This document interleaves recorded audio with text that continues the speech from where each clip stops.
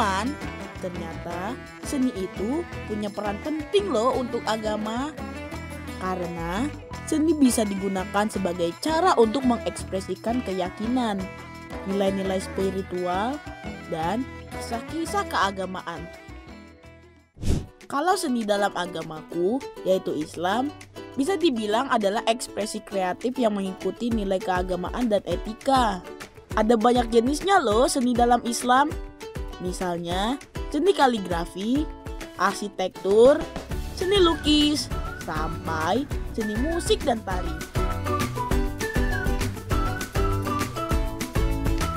Seni berfungsi tidak cuma sebagai penghormatan terhadap keyakinan, tapi juga memperindah pesan keagamaan untuk umatnya. Nah, kali ini aku mau ceritakan olahraga dan juga seni-seni dalam Islam yang aku dan teman-temanku jalani ya teman.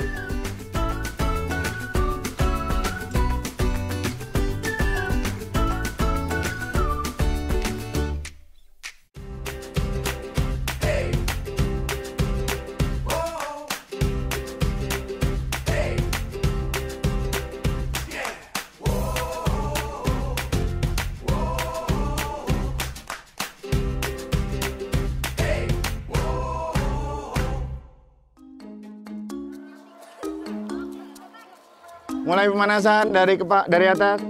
Ayo hitung bareng-bareng, teriak.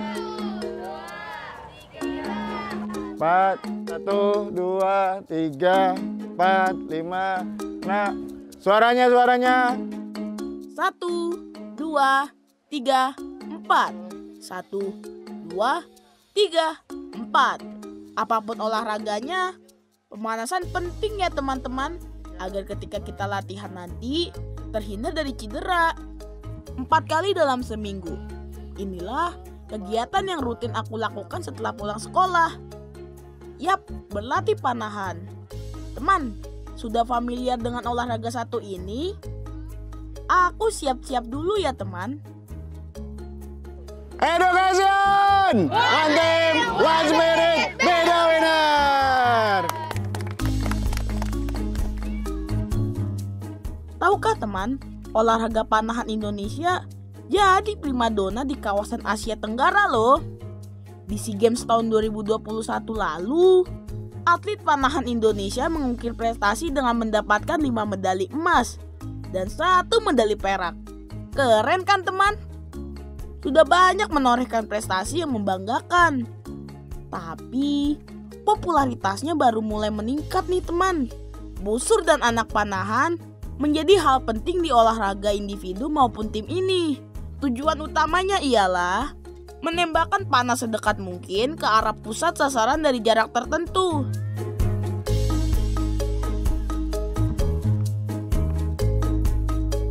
Aku sudah mengenal panahan dari aku kelas 2 SD. Itu juga karena melihat kakakku. Lama-lama aku jadi penasaran dan mencoba deh. Dari awal, aku memang sudah berlatih di sini, di Education Archery School. Salah satu yang membuat aku suka panahan adalah karena bisa melatih kekuatan dan fokus, agar anak panah dapat mencapai target dengan tepat. Gimana teman? Terlihat seru kan saat membidik anak panah yang dilepas dari tali busur dan menancap tepat di target sasaran. Halo teman-teman, jadi ini alat namanya recurve. Jadi bagian-bagiannya yang pertama di sini ada visir. Jadi fungsi visir ini sebagai bidikan untuk melihat sasaran. Di sini ada namanya pin sight. Ini sebagai patokan di sasarannya. Ini ada stabilizer. Fungsinya itu untuk menstabilkan jalannya anak panah. Dan yang sini yang kecil namanya clicker, itu sebagai patokan seperti timernya untuk melepas anak panah. Ini ada namanya planger, ini tuh untuk meluruskan larinya anak panah. Nah, yang perlu kamu tahu juga nih teman, panahan ternyata salah satu olahraga yang dianjurkan dalam Islam loh. Olahraga ini menjadi salah satu media dakwah bagi Rasulullah supaya pesan yang disampaikan lebih bisa diterima oleh masyarakat. Karena orang lebih mudah menerima pesan melalui kegiatan yang mereka suka. Sama seperti panahan, ada juga nih olahraga panahan berkuda atau horseback archery, olahraga yang dianjurkan dalam Islam. Di Indonesia, olahraga satu ini memang juga belum terkenal, tapi sudah mulai dikembangkan oleh Perkumpulan Pemanah Berkuda Indonesia atau KPBI sejak tahun 2015. Di dunia internasional, panahan berkuda adalah salah satu olahraga tradisi di bawah naungan organisasi dunia, World Horseback Archery Federation atau WHAF. Sebagai warisan budaya, olahraga ini dilindungi UNESCO sebagai warisan budaya tak benda loh teman. Indonesia juga sudah menjadi anggota WHAF sejak tahun 2019. Memanah saja butuh konsentrasi penuh, apalagi memanah sambil berkuda ya. Makanya latihannya juga tidak mudah. Jadi tidak cuma bermanfaat untuk fisik kita ya, olahraga ini juga menjadi sarana kita menjalankan anjuran agama. Sebagai umat Islam, mengikuti hal-hal yang sesuai dengan perintah Allah dan Rasul adalah hal yang wajib. Ayo, jadi teman mau mencoba yang mana nih? Panahan berkuda atau panahan saja? Hari ini aku akan menceritakan pengalaman panahan aku. Jadi aku mulai bermain panahan dari kelas 2 SD. Setelah 1 tahun berlatih, aku mulai mengikuti lomba dari kelas 3 SD sampai sekarang. Jadi ini ada beberapa medali yang sudah aku dapatkan. Yang pertama itu ada lomba Kartini International Archery Championship. Jadi ini adalah kejuaraan internasional pertama aku. Dan alhamdulillah aku berhasil mendapatkan 2 medali, yaitu di kategori sesi pertama kualifikasi Recurve U15 Putra, dan yang kedua sesi juara 3 di sesi kedua Recurve U15 Putra. Ini kejuaraan internasional pertama aku loh teman. Saat itu aku bertanding dengan pemanah asal Bangladesh dan Malaysia. Alhamdulillah aku mendapat 2 medali. Selanjutnya ada Jakarta Series.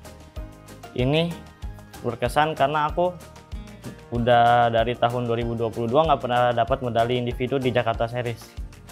Ini juga jadi untuk seleksi ke Kejurnas Junior tahun 2024. Sebelum mendapat medali ini, aku sudah 2 kali mencoba, tapi gagal. Tahun pertama tangan aku cedera dan tidak bisa melanjutkan kompetisi. Tahun kedua, panahan aku tidak stabil, jadi tidak maksimal. Yang terakhir ada medali yang Kejurnas Junior ini yang baru aku dapetin.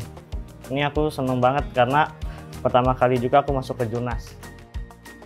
Di Kejurnas ini, aku mendapat total 6 medali, terdiri dari 4 perak dan 2 emas. Ya aku seneng sih, cuman ya masih banyak lomba yang harus kita kejar lagi targetnya.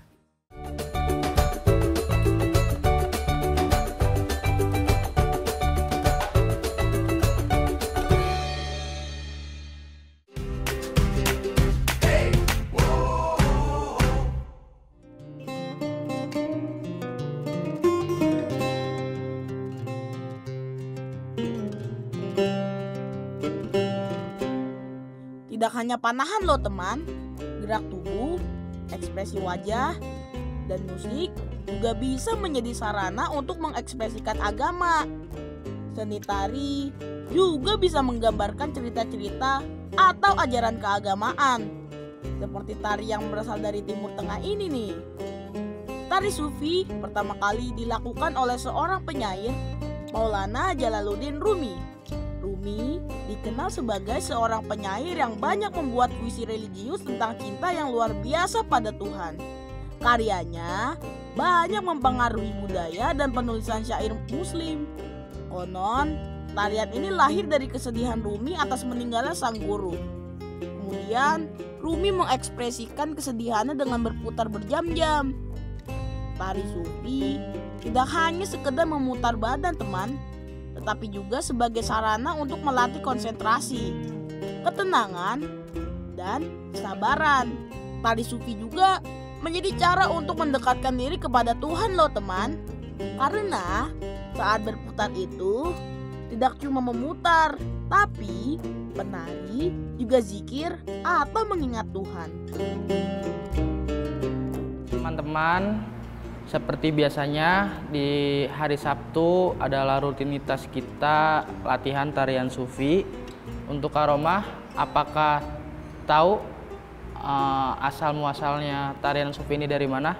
Dari salah satu tarian ini adalah tarian yang berasal dari Turki. Dan nanti ada teman-teman kita yang baru mau latihan, baru mau gabung. Salah satunya awal dasar sebelum kita memulai latihan tarian Sufi ini, kita harus apa? Awalnya harus apa? Ya betul. Jadi sebelum kita melakukan tarian ini, kita harus wudhu. Kemudian setelah wudhu kita berdoa atau tawasul. Dan nanti kita coba saksikan sama-sama. Nah, mereka ini teman-temanku yang akan berlatih tari Sufi. Kata Kak Fajar, kita harus berdoa sebelum mulai menari.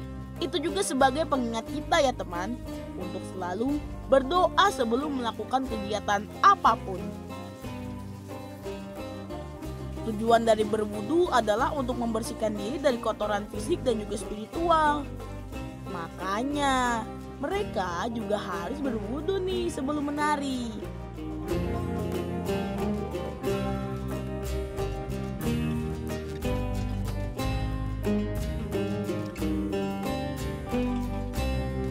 Kostum penari Sufi juga unik loh teman. Yuk kita cari tahu bersama. Ada apa aja sih? Kostum khas berupa jubah berukuran besar dengan bagian bawah seperti rok yang melebar. Biasanya jubah yang digunakan berwarna putih atau hitam. Lalu menggunakan topi memanjang yang dikenal sebagai sike. Di Timur Tengah, sike dikenal sebagai pelambang batu nisan wali dan sufi. Hal itu melambangkan dan mengingatkan manusia pada kematian yang tak terduga. Dan untuk alas kakinya, penari Sufi mengenakan kaf. Katanya, kaf sering digunakan oleh Nabi Muhammad SAW dalam setiap perjalanannya. Oke, sebelum mulai itu terlebih dahulu kaki kiri jempolnya diinjak pakai jempol kaki kanan. Ya, nah kemudian tangan kirinya ini di bawah, terus tangan kanannya yang di atas. Udah semua? Nah nanti setelah udah seperti ini, kalian itu merunduk atau ruku memberi penghormatan. Pas ruku itu bacaannya hu seperti ini, jangan ikut ya, liatin dulu hu. Nah kemudian ditahan sebentar, kalian angkatnya pelan-pelan. Angkat ya pelan-pelan. Setelah berdiri tegap seperti semula, kalian itu balik ke kanan. Balik ke kanan seperti ini. Ya, seperti ini, kakinya yang di depan itu yang kanan, yang kiri agak dijinjit. Nah, posisinya nanti tetap seperti ini.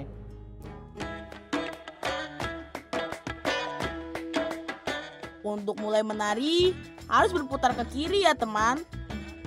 Setelah sudah berputar, perlahan tangan diturunkan sampai ikat pinggang. Sambil mengikuti alunan lagunya, tangan kembali dinaikkan sampai kepala, sampai akhirnya melebarkan tangan.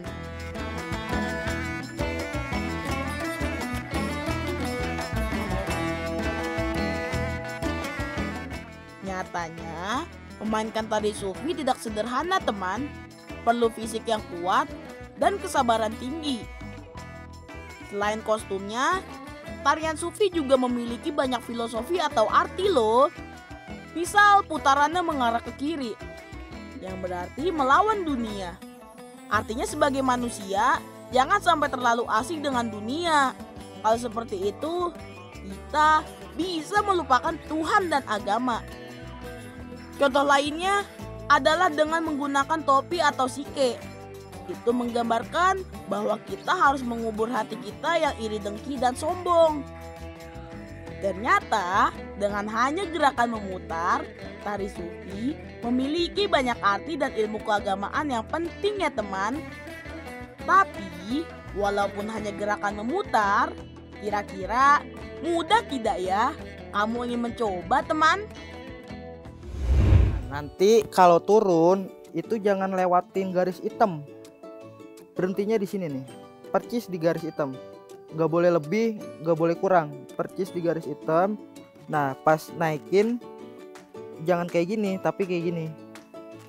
Nah ke samping, sampai kena kuping, sampai lewatin sike. Tempat temanku berlatih ini berada di daerah Rorotan, Jakarta Utara. Dan sudah memulai kegiatan latihan sejak tahun 2014. Awalnya, Kak Fajar hanya mengajar saudara dan keluarganya saja. Tapi ternyata banyak anak-anak yang tertarik. Sampai sekarang ada sekitar 20 anak yang berlatih bersama Kak Fajar.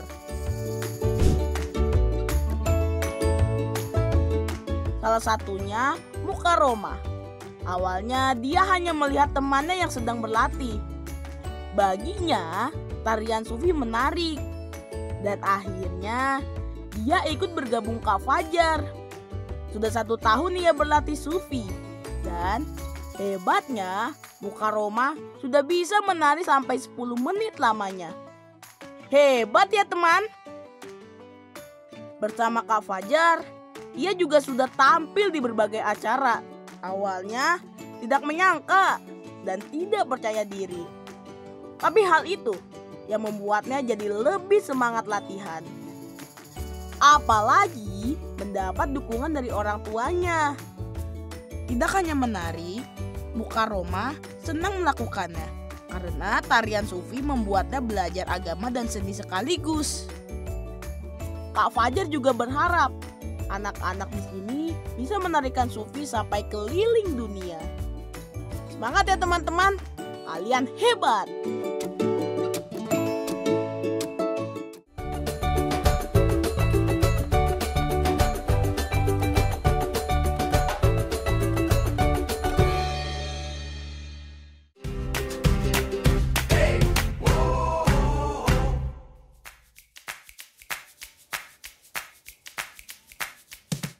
Selain berlatih rutin di Education Art Series School, aku juga punya PR dari pelatih nih, untuk latihan fisik juga di rumah. Ya teman-teman, jadi ini namanya tuh karet. Jadi fungsinya itu buat untuk tetap menjaga kekuatan otot walaupun kita tidak latihan. Jadi caranya itu ini diinjak di bawah, lalu tarik seperti ini. Setelah itu lepas. Ya ini khusus buat latihan panahan, karena gerakannya juga mirip sama panahan. Dalam sehari, setidaknya aku harus merenggangkan karet ini sebanyak 20-100 kali teman. Lumayan pegel sih, tapi namanya juga latihan. Selain itu juga untuk kekuatan fisik, aku juga lumayan harus latihan, seperti ini.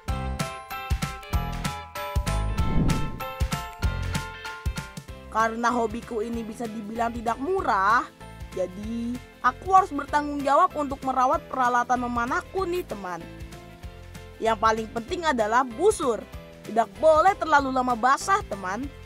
Makanya kalau terkena hujan harus segera dikeringkan menggunakan kain halus. Kalau anak panah tidak memerlukan perawatan khusus. Tali busur juga bisa diganti 1 tahun sekali. Kalau kita tidak merawat alat memanah dengan tepat, bisa-bisa membuat busur dan panah tidak bisa melesat dengan cepat dan tepat.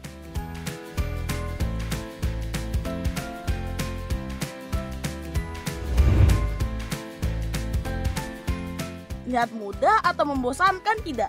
Melihat aku dan teman-teman latihan memanah. Dalam sehari, paling sedikit aku dan teman-teman di sini melepas 100 anak panah. Dan kalau aku sudah berlatih sampai kejauhan sasaran 50 meter. Teknik yang benar sangat berpengaruh dengan hasilnya. Jadi, meskipun gerakan yang kalian lihat hanya begini-begini saja, tapi kalau berubah sedikit saja, pasti hasilnya juga akan berubah. Bagaimana cara kita berdiri dan memegang busur adalah teknik yang paling mendasar. Latihan memanah itu bertahap, mulai dari kejauhan 3 meter sampai 70 meter. Itu juga dikategorikan berdasarkan usia. Dan yang paling penting dalam memanah adalah fokus. Kemarin Coach Imam dapat kabar dari Parajak Perpani Pusat kalau akan ada kejuaraan Olimpik U17. Jadi kita mulai saat ini fokus ke jarak latihan terus, fokus ke pengembangan fisik biar badannya makin oke. Siap coach, doakan ya teman, tahun 2026 nanti aku akan mengikuti kompetisi Youth Olimpik. Jadi jam latihan dan target anak panah aku sudah pasti harus bertambah nih. Semangat!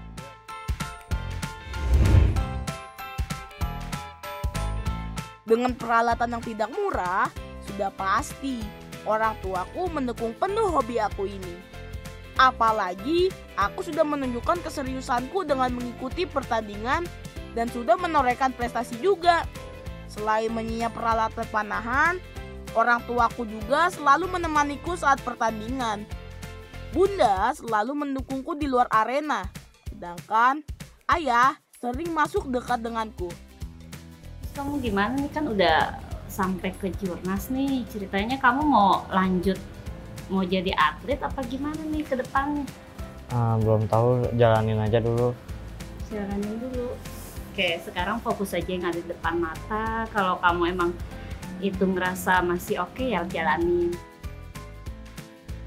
Aku memang belum menentukan mau dibawa kemana hobiku ini, karena aku juga fokus dengan akademiku. Jadi akan aku usahakan sebaik mungkin. 2 hal penting untukku ini.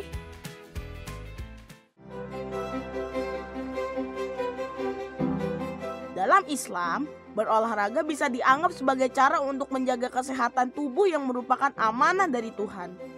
Sedangkan kesenian bisa menjadi cara kita untuk mengekspresikan keimanan, bahkan bisa untuk menyampaikan ajaran agama. Kalau keduanya bisa kita lakukan, bisa membuat kegiatan tersebut terasa lebih bermakna teman. Karena selain mendapat manfaat di tubuh, kita juga bisa merasakan kedekatan dengan nilai-nilai dan ajaran agama kita.